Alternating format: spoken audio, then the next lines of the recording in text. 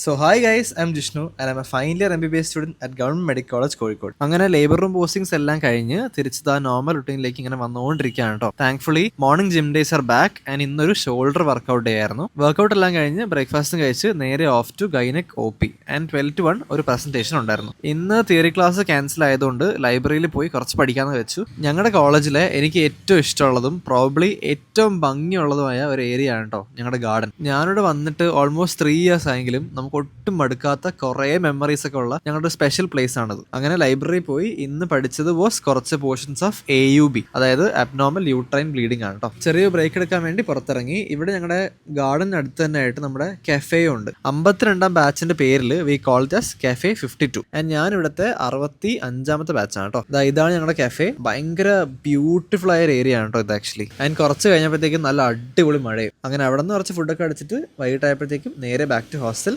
അപ്പോൾ അടുത്ത വീഡിയോ കാണാം. ബൈ.